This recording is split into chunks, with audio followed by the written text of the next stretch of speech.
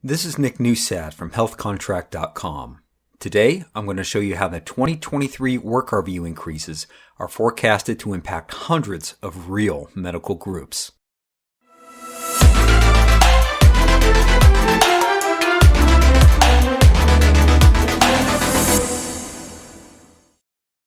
On November 1st, 2022, Medicare published its final rule for the 2023 Medicare Physician Fee Schedule. The final rule includes many work RVU changes affecting evaluation and management services, or E&M services, in inpatient settings and nursing facility settings. We had a reasonably good idea that this was going to happen because, number one, we already saw the other half of these changes, the outpatient E&M work RVU updates, enacted by Medicare during 2021. Number two, the American Medical Association said they were eventually going to implement the inpatient half of these E&M changes all the way back in late 2020. And number three, Medicare announced the 2023 proposed rule back in July of 2022. So what was finalized was not a big surprise based on all the signs and signals over the past 2 years. The inpatient and nursing facility work RVU changes coming during 2023 are more complicated than the outpatient changes we saw during 2021. During 2021, the work RVUs for most outpatient E&M service codes just increased across the board. The 2023 changes are more complex. Work RVUs for some codes are increasing, work RVUs for some codes are decreasing, and the E&M codes for observation services are just categorically going away. There are replacement codes and crosswalking that must be done to convert some deleted service codes to other service codes. I'm not going to talk about all those details today. The bottom line is when all the changes are aggregated, I'm forecasting work RVU increases for most hospitalists, geriatricians, PM&R docs, and a few other types of specialists. If you provide lots of E&M services in inpatient settings or nursing facilities, there's a pretty good chance your work RVU production is going to automatically spike overnight on New Year's Eve 2022, and you're going to be more productive under the 2023 Medicare Physician Fee Schedule. So I have taken millions of lines of publicly available Medicare fee-for-service billing data for lots of physician groups. I've run that billing data through both the 2022 and 2023 work RVUs with all the applicable code replacements, substitutes, and crosswalking. The result is that I have identified hundreds of groups that are going to realize large increases in work RVUs during 2023. Most of them are either hospitalist groups, geriatric medicine groups, or groups that identify them as post-acute medicine groups and include PM&R docs. There are also some large multi-specialty groups that just happen to have lots of folks in hospital medicine, geriatric medicine, and PM&R. Those multi-specialty groups are not forecasting big percentage changes in total work RVUs, but the 2% or 3% of $200 million compensation budgets or $300 million compensation budgets is still many millions of dollars of compensation increases. So let's take a look at the data. When we sort by estimated work RVU increase percentage from high to low, you can see that there is only a few dozen groups in the United States that are looking at 14% or higher increases in work RVUs during 2023. In that mix, PM&R groups are the most common, but there's also some hospitalists and geriatric medicine groups in there as well.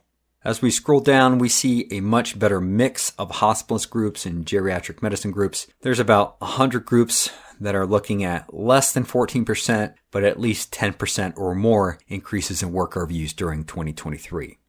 Then the curve really flattens out below 10% down to 7%. There's another 260 some groups looking at 7% to 10% increases in work RVUs during 2023. Below that is another 150 or so groups from 5% to 7% work RVU increases. So probably 500 groups overall in the US are looking at between 5% and 15% or so increases in work RVUs going into 2023.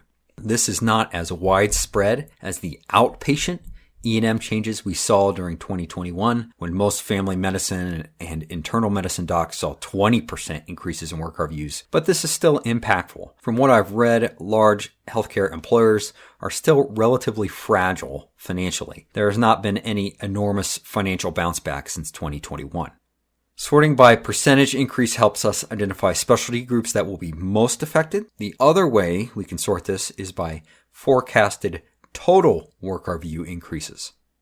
There are still lots of specialty groups at the top here, but we also have a fair number of multi-specialty groups, including all types of specialists that just happen to have lots of hospitalists, geriatricians, and PM&R docs in their group. When you have 1,000 to 3,000 or more providers and you're looking at 2%, 3%, or even 5.6% increases in work RVU production, that is still millions and millions of dollars in compensation increases. So this is not going to be as financially debilitating as the outpatient changes during 2021, but there are cumulative effects that are coming into play now for employers that did not adopt any of these changes thus far. I've talked to operators of multi-specialty groups that have just stayed on the 2020 work RVU Medicare schedule, so they don't have to implement any of these changes over the last 3 years. Now, this is causing more and more problems every year. First off, if you're still using 2020 work RVUs going into 2023, you cannot rely on any of the new benchmarking surveys or productivity benchmarks for the last several years. The longer you stay on 2020, the older and older your performance benchmarks are going to get every year.